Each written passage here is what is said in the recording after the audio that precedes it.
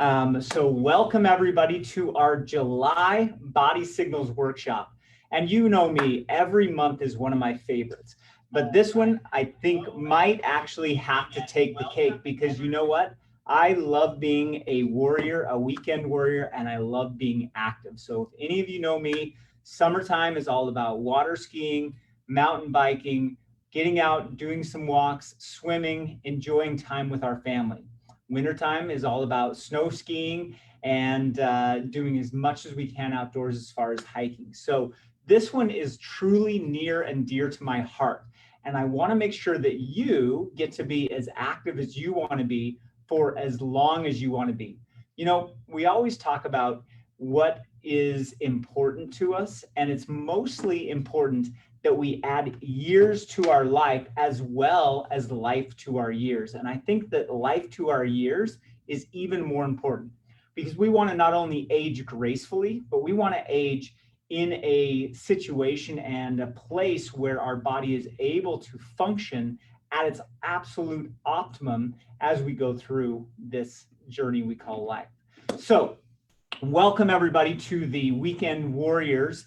And this is going to talk about injuries, but also, and more importantly, how to prevent them and how to treat them so they can minimally affect next weekend's warrior activities. So if you're in with me, go ahead and give me a thumbs up. Let's hear and see how everybody is doing. If you have questions as we go through this process, go ahead and let me know, and I'll try and get to those. So let's get started without further ado. So what is a weekend warrior? This is somebody who might be going out and going in their garden.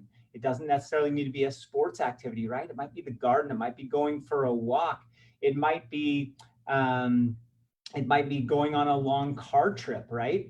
This is something that is, you're doing something differently than what you do on a regular basis. So these things can really lead to our bodies breaking down, especially if we're doing these without a solid foundation. So if you've been watching our Tuesday check-ins with Dr. Michelle and I, these are a Tuesday at noon. And if you haven't been, we're doing Facebook Lives every Tuesday, and we're talking about whatever the topic is of the month. We're trying to bring you excellent content about how to be actionable and be more healthy along the way. I think today and this month more than ever, we are really understanding the benefit of health. And hopefully we're all taking something positive away from what's happened over the last 3 or 4 months and understanding that health truly comes from within, but also understanding that in order to be healthy, we need to stay strong. So let's jump right into this. So weekend warriors, what do these things consist of? So upper extremity problems, right? These are issues that come about when we are being weekend warriors. Also problems with our lower extremities. So, you know, this is an example. If you had a shoulder, an arm, an elbow, wrist pain, then you're in the right room. We're going to get to the bottom of these issues. You will understand the real cause of these problems, and more importantly, what you can do to avoid these problems or correct these issues to get back to life. So tonight we'll focus on some of the most common upper and lower extremity issues, specifically neck and shoulder pain, rotator cuff problems like tendonitis, shoulder instability, AC joint pain, bursitis, and arthritis, or what we collectively or lovingly refer to as adult onset falling apart syndrome, right? So these are the things that we look at in the lower extremity, right? These are things like lower back pain, hip pain, knee problems, leg pain, ankle issues, and foot problems. You know, it's funny because we've seen people come in with some of these issues over time, and they really do happen as people are getting more active. So let's jump right into it because we've got a lot to go over tonight. And if we are not hitting on what you want to hear, let me know. But we're going to be talking about body signals, right? Let's get just the foundation of what's going on. We can get symptoms or what we call body signals. Body signals are condition-specific solutions to what is happening in your life. If you have ideas or things that you'd like to hear, let us know. But we look at symptoms as being body signals, right? And are you listening? Because what we know is that there is a lot going on, things like pain, like numbness, like tingling, weakness, all these are symptoms. And what really are symptoms? Symptoms are communications from within your body trying to tell you something. So what's your body trying to tell you, right? Is there a problem? Is there a breakdown? There is stress that your body cannot adapt to. Tissues are breaking down and you're moving away from health, then you're in trouble and you need to address it. What we know is that the sooner you address a problem, the less time it takes to fix. You need to make a change. So let me ask you, is that a smart warning system or what? Right? Or as one of my favorite professors like to say, is that smart or is that smart? Right? Your body, is it stupid or smart? Smart, right? So we all know that your body is smart and it is trying to tell you something. So we refer to these symptoms as body signals. Here's the key. How you interpret and respond to body signals is what makes all the difference. Today, I was just talking with one of our great new practice members, and she was talking about how the education that we give is so fantastic. And I shared with her that the small things that you do consistently over time are what make the major changes in life. But if you don't know how to listen to, interpret, and respond to those body signals in the right way, most people respond to them with a pain medication. A pain medication lets us not think about what's going on, so we end up injuring things more. Or muscles go into spasm to try and support a joint or try and stabilize it. And what do? We take a muscle relaxer to let those muscles relax. But what if that actually makes things worse, right? So you've got to listen to them, you have to respond, and you have to make changes. You have to stop damaging your body and just damaging it while you feel better, right? And start healing your body from the inside out. Many people try to ignore them and press on. I know guys, a lot of times when we were growing up, we were told by our parents, throw some dirt on it, it'll get better, right? Maybe it will go away. Those are the 5 most dangerous words that I hear, is maybe it will go away, or it's just a part of aging, or even these are just normal aches and pains or stories that we tell ourselves, right? So these things come up, and are these things smart or stupid, right? Our body's smart, but our response to them is where we can start to break down. So we talked about stifling these body signals, right? These are warning signals, right? We try to stifle them with drugs, dangerous chemicals that only suppress our body's communication so that you feel better temporarily while your problem gets worse. Smart or stupid? I don't know. Who's ready to learn a better way? They are, and what I'm talking about is those body signals are the tip of the iceberg. The way that you think about symptoms drives your choices, which then drives your outcomes. This is critical because if you only worry about treating the tip of the iceberg, right, you're ignoring the underlying cause and allowing it to become a bigger issue. So let's talk about symptoms. Let's talk about body signals, right? What do symptoms really say about your health, right? Let's talk about big concepts here. There's a health continuum. On the far right that you see is high-level wellness. On the far left is premature death, right? The neutral point, this is where there's no discernible illness or wellness. This is where you're pain-free. This is where you're feeling okay, right? But then toward the left, you get signs, then you get symptoms, then you get disability. Toward the right, we get awareness, we get education, and we get growth, right? So what direction are you headed in? Toward health or away from it? And at what velocity are you moving toward or away from health? Momentum is mass times velocity. So you have to understand your symptoms are body signals or alarms. You got to learn how to speak body.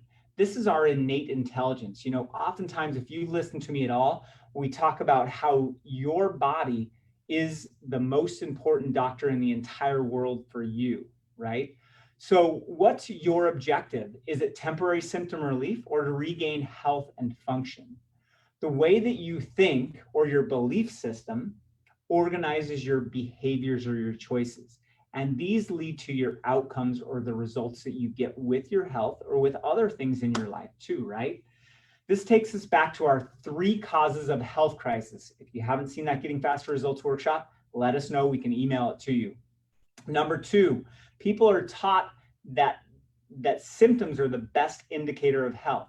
Really now, how does this working for us, right? What's the number 1 symptom of heart disease? It's a heart attack, right? So we're waiting way too long. Symptoms come on at the end of the problem, not at the beginning of the problem. So let's talk about feeling versus function. So you think that's scary, waiting, right? Less than 10% of the nerves feel pain, actually much less, which means that this most commonly happens without pain or other obvious symptoms going on. The most common symptom of subluxation is no symptom at all. This is true for the most common health issues, by the way. For example, what are the symptoms of heart disease, like we just talked about, right? What are they of diabetes? What are they of cancer? The most ubiquitous health problems like tooth decay. By the time you have symptoms with most dental issues, it's already too late. This is an early sign or a late sign that you have a problem. I already gave the answer away, right? It's a late problem. So why are we taught to judge our health and manage our health by our symptoms? Let's have a think about that. So we're going to talk about upper extremities and lower extremities, right? So upper extremities, we're talking about the shoulder, right? We're talking about the AC joint. We're talking about the glenohumeral joint. We're talking about our elbow, about our wrist, about our hand, right? We're talking about all these areas. And we're talking about the upper body being an open kinetic chain, right? That means it's non-weight bearing, unless we're doing handstands. What you gain from having an open kinetic chain is you gain mobility and movement. So you gain range of motion. But what you lose is you lose stability and protection. You're more susceptible to injury in the shoulder, in the elbow, as well as in the wrist, right? So we're going to look at the nerve supply. So the nerves that supply the arm is usually from C4 down. So C4 is the middle of your neck down to your upper part of your back. These nerves form the brachial plexus, and the brachial plexus goes into your arm and gives you all the feeling, gives you all the movement, and gives you all of the sensation that you're able to notice in that extremity. So it goes to your neck, to your shoulders, to your arm, to your forearm, as well as your fingers and your hands. The rotator cuff. Let's talk about the rotator cuff. So how many of you have heard of the sits muscles, right? The sits muscles are the 4 muscles in your shoulder. What we can see is, I'm just going to see if you can see my pointer. The supraspinatus sits on the top of the shoulder blade. The infraspinatus sits on the bottom of the shoulder blade. And then we have the teres minor, which is right down here. And then we have the subscapularis, which is on the front side. So this picture here is actually the front side of the shoulder blade. Those muscles hold the shoulder or the arm bone inside that shoulder socket, because the shoulder socket is very shallow, so that ball sits very loosely in there. So what happens is we can get deconditioning of the rotator cuff. So once one of those muscles get injured, the other ones make up, and then we start running into a problem. Frozen shoulder is down the road from that. We get repetitive stress because of throwing balls or of using our shoulders at work or at home, right? We get inflammation, we get pain, and we get instability, right?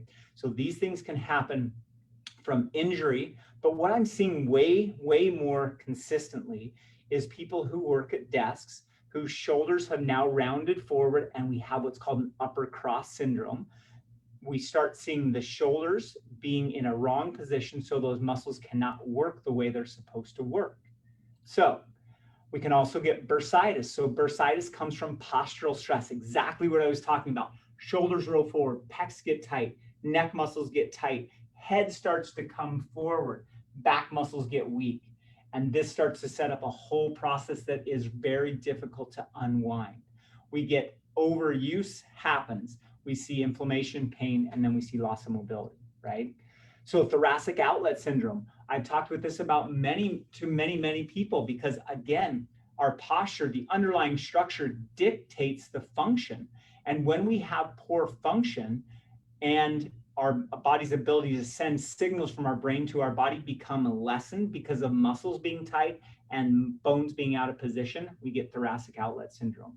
We're seeing this happening a lot with people wearing masks more because they're having more labored breathing. So as you breathe, we're taking breaths in and we're having to activate the neck muscles. So watch this, right? My neck muscles, you might not be able to see it, they get tight, right? And what we start to have happen is these start to get chronically tight, and then it starts to cause pressure onto the nerves. So how does thoracic outlet syndrome happen? Macro traumas, right?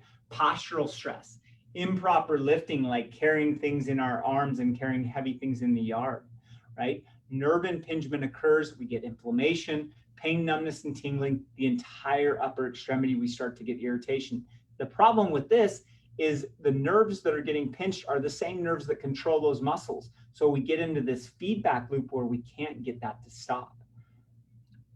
We also look at the lower extremity, right? The lower extremity is a closed kinetic chain. It's weight bearing.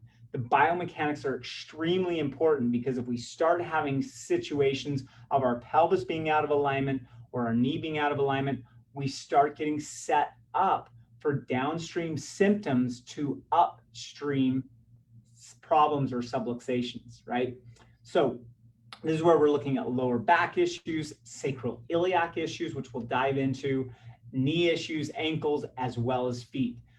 As chiropractors, we are experts in looking at the mechanics of how the body functions, right? This is the way that the body has to be able to heal. So what we look at is we're going to look at some condition-specific areas, right? So let's look at tennis elbow, right? People are getting out playing racket sports, tennis, pickleball, other things like this. What we're going to end up with is lateral epicondylitis. So what we're seeing is on the outside of the arm, the muscles that go to here get overactivated. We get tendinitis of those extensors. We get an overuse and a strain, inflammation, and then pain. You know, I had a good friend of mine come in and I was checking him out, and he was just complaining. It was his left arm. He came in, he said, when I golf, this just gets really inflamed. He actually texted me a week before, saying, man, I can't sleep. Is there anything I can do for this? So I had him get a brace and then schedule an appointment. He came in, I checked out his arm, and his arm was inflamed. It was tight, but there was nothing really showing what was going on. I checked his neck, and guess what? We found a major subluxation down at C5 and C6. We took an x-ray. He's got significant degeneration, so that nerve is being impinged. We adjusted him, and he got up, and he was surprised because he could move his arm. The pain was completely gone that he'd been dealing with for 2 weeks. But you know, the problem with this is the pain came back in a couple of days. So when that pain came back, was the problem, did it go away when the pain went away? It didn't. We've got discs that are narrow that are allowing that nerve to be pinched. It's going to take time for the body to retrain and for that disc to start getting less inflammation in it. So if we just adjust him 1, 2, 3 times, that's not going to function very well. His body is going to break down and he's not going to have good long-term results from that, right? Because the pain is what drove him in. When the pain goes away, you know, then we start to not think about what's going on. Then the pain comes back and we think, wait, that didn't work. Well, no, it didn't work because we didn't actually fix the problem. We got the pressure off the nerve, but didn't fix the issue, right? Golfer's elbow, same thing, but on the inside of the arm. So this is the inside of the arm. If you're putting your arm straight out, it's toward the inside of you. Medial epicondylitis, inflammation of where the tendons attach for the muscles that cause our wrist to do this, right? This comes from overuse or a strain. It causes inflammation as well as pain. We do a ton of work here because this can start to cause numbness and tingling into our hand because there's a nerve called the median nerve, which is the same nerve that causes carpal tunnel syndrome that can get impinged at our elbow. So we see this happening a lot in the summertime from people gardening, golfing, and playing tennis, of course. Now we're moving to the lower extremities, right? Hip problems. We're jumping all over the place. Like I said, we're talking about the top as well as the bottom. We need to have questions if you guys have any questions. So we get a chance to see the joints, the structural systems working together in complex movement patterns. So the key is that they're working together. So an example is our gait. So the way that we walk, our hips, knees, ankles, and feet have to work in conjunction, right? Our lumbar spine, our SI joints, our hip joints, they have to function properly in order for us to not be out of balance and not cause pain. Statically, when we're not moving, they allow us to weight bear. They allow us to be stable and strong. Dynamically, they allow us to walk as well as run without any irritation, right?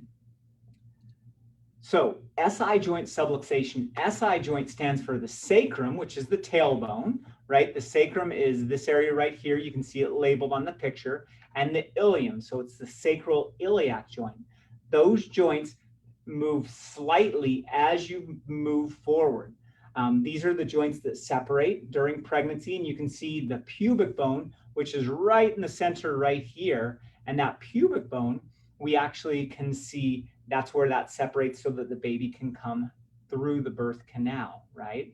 But the SI joints can get subluxated. They can get injured by falling onto your bottom or stepping off a curb and not realizing, and then we start to get some irritation from that, right? So this is a big issue that comes up when we see the SI joints causing two things, well, three really, mostly lower back and upper pelvis pain, but they can start to refer into the hip once it's been there for longer, and then it will start to refer down to the knee. So balance or imbalance in that pelvis starts to cause problems elsewhere in the body. So we have all kinds of issues that happen from being a weekend warrior, right? Shoulders, neck, arm, elbow, wrist, hand, lower back, hip, and leg. All these things can start to happen. And these things can come from repetitive micro traumas, right? Or they can come from macro traumas. So what are macro traumas? Macro traumas are all the things, when I say trauma, go into your head. This is falling out of the tree. This is a car accident. This is falling out of the boat. This is falling skiing. These are the bigger injuries that you can have, right? But that's not the only thing that happens, right? We have micro traumas. And frankly, I think micro traumas are a bigger issue today.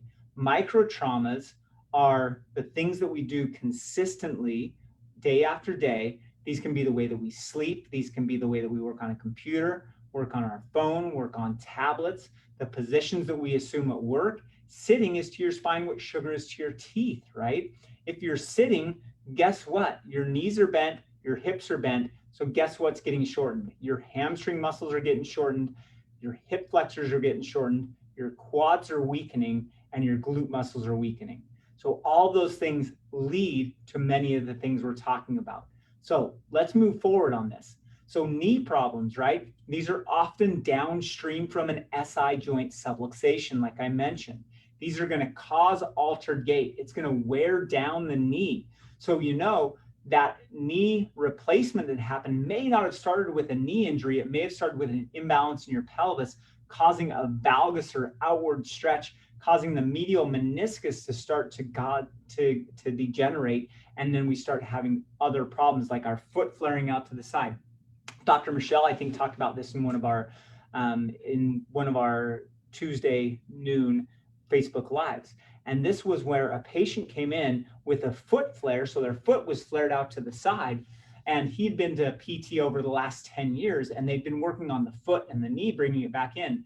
As soon as we checked him, we saw the glute muscles were completely shortened. So the pelvis was the issue.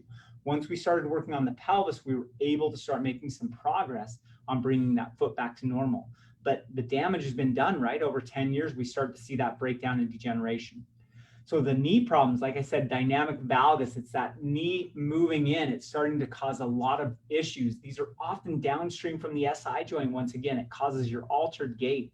It causes the knee to wear down. We start to cause that foot flare to come out. The medial meniscus start to wear down. The medial collateral ligament gets stretched. So we always see these things happen. We can also see the pelvis subluxate the opposite way and start putting pressure on the lateral meniscus and the lateral collateral ligaments too. Foot problems. Foot problems are often downstream from knee, hip, and SI issues because it's going to cause an altered gait. Foot problems, if you actually injure your foot, are going to end up causing a pelvis issue as well. So often our arches are going to collapse because of the position of our hip and our pelvis. The ankles will invert or evert. the shock absorbers start to become less, and we start to have compensation. Hammer toes are a classic way that we start to see some of these things happening. So we can see how the ankle starts to get affected by different positions. We can have a pronated foot, a normal foot, which is what we're going for, and then a foot where we're supinated or shifted in. It's like the classic falling of the arch. So common levels of subluxation in people with lower extremity issues, so hip, knee, leg, foot, and ankle, are L3 to L5, as well as the sacrum and the SI joint that we've been talking about, right? These are the lower part of the back. Oftentimes people come in with a hip issue. I find that their hip's not tender at all, but L3 is. We adjust L3, and guess what? You start to feel better, you start to function better, and your body's able to move in the right direction. So hey, let's face it, growing old is not for sissies, right? But don't let them tell you that there's nothing that you can do about it. Let's take action. Success is reserved for the action takers. So who here are action takers, right? This is where everybody in the crowd raises your hand, puts up a like, puts up a love. Let's hear some. Okay. So self-care, foam rolling, right? Foam rolling. Has everybody heard of foam rolling? If not, when you're in, step into our therapy room. You're going to see on the wall, take a picture of it, how you can actually foam roll, right? We want to get the foam roll into our routine. We want to exercise. We want to ice. We want to stretch, right? Professional care, we can get active release techniques. We can get massage therapy. We can get physical therapy. We can go to our medical doctor, right? Allopathic options, right? Let's talk about these. So let's talk about and differentiate the objectives, right? With an allopathic approach compared to a wellness paradigm approach. What we have is asking the right questions. Doc, should I take these drugs? I don't know. What are you trying to accomplish? Symptom relief? What's your goal? What is a successful outcome look like to you, right? So I think a better question is, hey, what's causing my problem? Can it be corrected? How can I correct it? With all the options, you need to know the safety and the efficacy and both the short-term and long-term results. Because the allopathic options are going to be looking at getting rid of symptoms as soon as possible, right? So drugs, right? Heat, bed rest, right? Steroid injections, pain management, surgery. What are the alternatives, right? I think these are the important things to look at. Well, we want to look at correcting the cause, right? This is where chiropractors take the front seat. This is where we're looking at understanding what the cause is and looking at the kinetic chain, right? We all know the old song, the foot bone's connected to the leg bone's connected to the knee bone, right? And so forth. And so as we see this, we want to look to see where the problem's coming from, right? You can look like you're healthy and be unhealthy by having an unstable structured position, right? So tech neck, right? We talked about this a little bit before. That head coming down, those micro traumas. Micro traumas are causing major problems. So what does tech neck do? What's the big deal, doc? Come on, I'm looking down at my phone. So I do it for a couple hours a day. What's the big deal? Well, what we know is with physics, with these micro traumas, the postural stress causes what's called an anterior head carriage or forward head posture. If you think about a bowling ball, just grab something that's, anywhere from 8 to 12 pounds. Grab it and try and use that and hold it in your arm. If you hold it in your hand like this, you support it with this curb and you support it on a table, it's pretty easy to hold. But as soon as you bring that forward, it gets way heavier, right? Because as physics goes, for every inch your head comes forward, your head doubles in weight. So, which is going to then cause what? Subluxation in your neck. It's going to cause the muscles to get tight, right?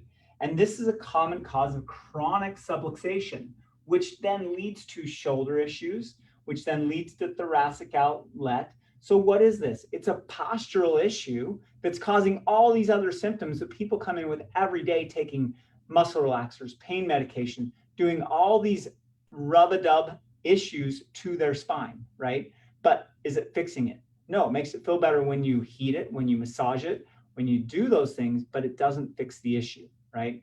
So big purse syndrome, that's a technical term coined by us. So big purse syndrome, this is an x-ray of somebody holding the purse on their left arm.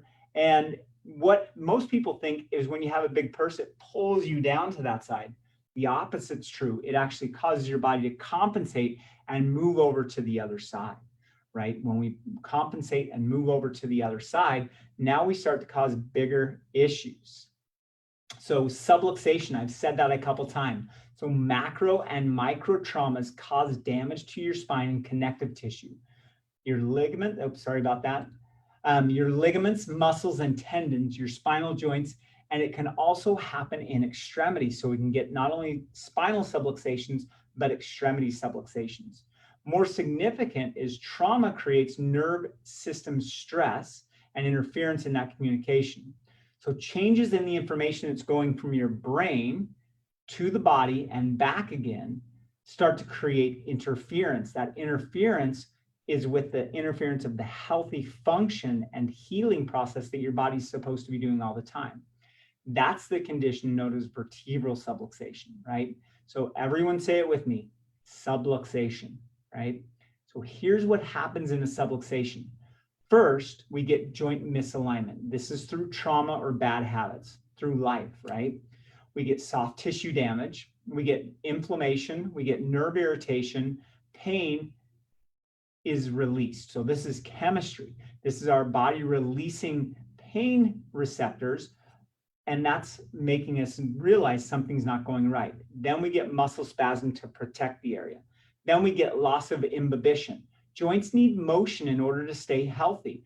Imbibing is when that cartilage or that meniscus get compressed and puts that the fluid out into the joint that helps to make sure that it stays nice and healthy. And then we let pressure off, and then that fluid goes back into the meniscus or into the cartilage and allows that to get cleaned and start to function the way it's supposed to. Right? We have something called synovial fluid in most of our moving joints. That's the oil that keeps our joints moving and functioning right. The imbibition or the movement of those joints is what keeps them healthy. We lose that when we start to lose mobility of the joints. So then we get joint fixation, we get elevated stress hormones, right? Elevated stress hormones is one of the worst things because now it starts to affect our health on every level. Because now our body is sounding alarms everywhere and we're in a fight or flight mode and we cannot heal in that mode, right? So subluxation, here's what continues to happen, right? We start to get the lower extremity issues as well as the upper extremity issues. So these are all the issues that we really start seeing coming in. So how do you know if you have a subluxation, right? You have to simply get checked. So our discovery process, our consultation and exam, so we really look at how your body functions, right? We look at instrumentation, we look at motion palpation, so seeing how each of your joints are able to move. And then we also see static palpation. So we want to look at posture. We also look at x-rays. And then what we do is we go through case management. We find out what your goals are and what our findings are, and we come up with the best plan for you, right?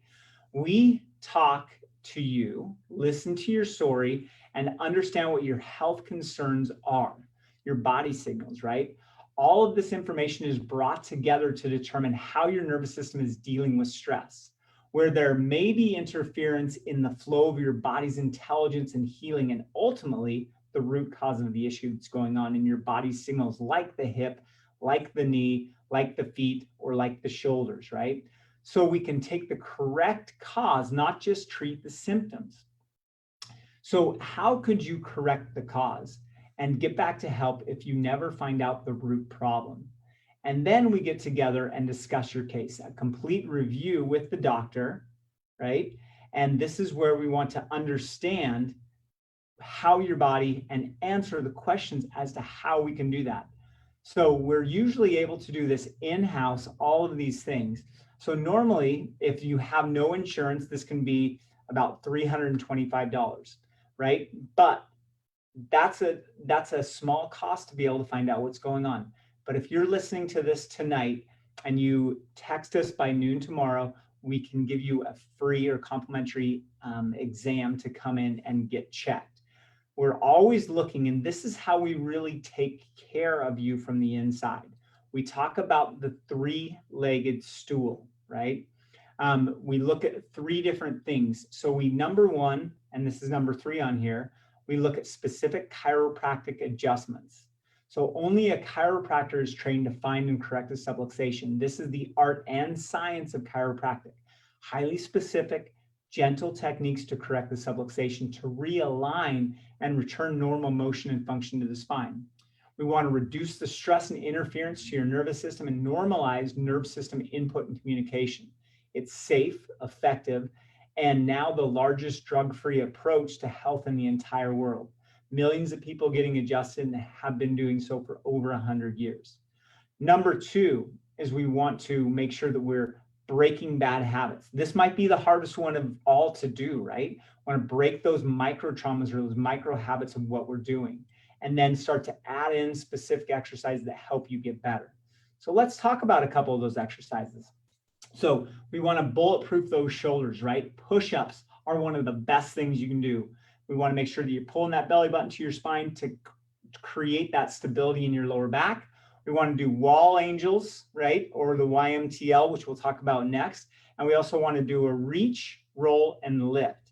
So this is where you're going to crunch down forward, you're going to reach your arm forward, and then you're going to lift it up, just like the picture shows, okay?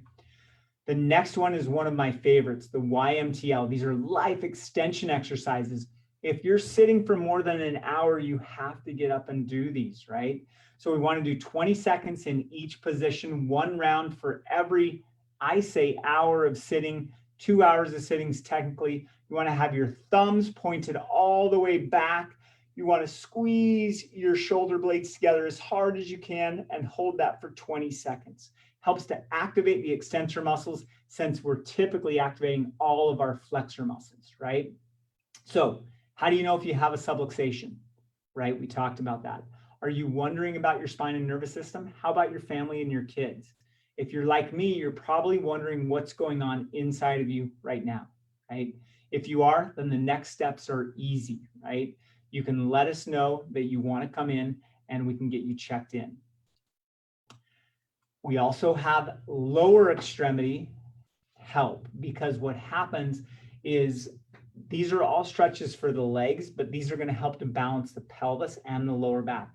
I guarantee you, and maybe I can't guarantee you, but if you do these exercises on a regular basis, your low back pain will start to diminish. These exercises are magical because they start to take away the issues that you have because of sitting. We stretch our lower back by pulling our knee to our chest. We do a straight leg hamstring stretch, because when you're sitting, what gets shortened? That's right, your hamstrings and your hip flexors. Then we do bent leg hamstring. Then we do hip flexor stretches, right? Then we do the glute stretch on the bottom. All of these help to stabilize your body. So what's next? Well, what we know is that one of the biggest issues that come up is procrastination, right? Because procrastination is the reason we have a health crisis. We ignore the issues, or we try and cover those issues up. So I invite you into our office if you're not already a patient. If you are a patient, come on in, ask questions, let us get you the information you need so that you're not seeing us on a regular basis for pain, right?